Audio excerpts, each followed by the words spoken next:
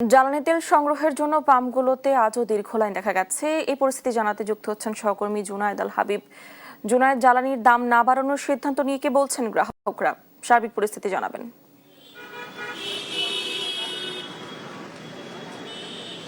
ডানা, আসলে তেল নিয়ে বলা যায় অনেকটা তেলেসমাতি কাণ্ড চলছে আসলে সারা দেশে।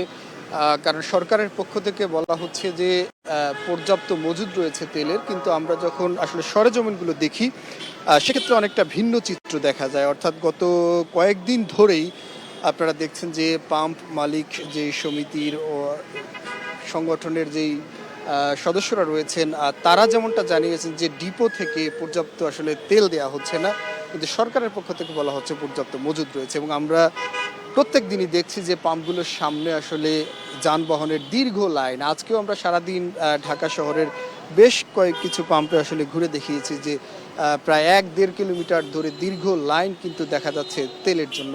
তো এই মুহূর্তে আমি অবস্থান করছি রাজধানীর তেজগাঁয়ের একটি ফিলিং স্টেশনে, যেখানে আমরা দেখছি যে ট্রাক, প্রাইভেট কার, মোটরসাইকেল সহ দীর্ঘ কিন্তু যানবাহনের সারি। এবং পাম্পগুলো তো এক ধরনের অব্যবস্থাপনা বলা যায়। আসলে এদের যে কয়টি মেশিন রয়েছে, অর্থাৎ তেল সরবরাহ করার জন্য তাদের যেই সক্ষমতা রয়েছে, আমরা দেখছি যে আসলে সবগুলো ব্যবহার করা হচ্ছে না। এক্ষেত্রে আসলে তারা বলছেন যে যেহেতু তেলের স্বল্পতা রয়েছে, সেক্ষেত্রে তারা আসলে ধীরে ধীরে আসলে তেলগুলো দিচ্ছেন এবং তেল দেওয়ার ক্ষেত্রে আসলে চাহিদা অনুযায়ী দেওয়া যাচ্ছে না।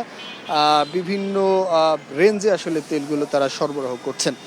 আর এর মধ্যে একটি সুখবর, যদিও ইতিমধ্যে আপনারা জেনেছেন যে সরকারের পক্ষ থেকে দেওয়া হয়েছে, চলতি অর্থাৎ আগামী মাসে তেলের দাম বাড়ছে না। অর্থাৎ যেই দামে তেল বিক্রি হচ্ছে, তেল, অকটেন, পেট্রোল, ডিজেল, এই জিনিসগুলো যেই দামে বিক্রি হয়েছিল ঠিক আগামী মাসে একই দামে বিক্রি করা হবে এবং সেটি সরকারের পক্ষ থেকে কিন্তু নিশ্চিত করা হয়েছে।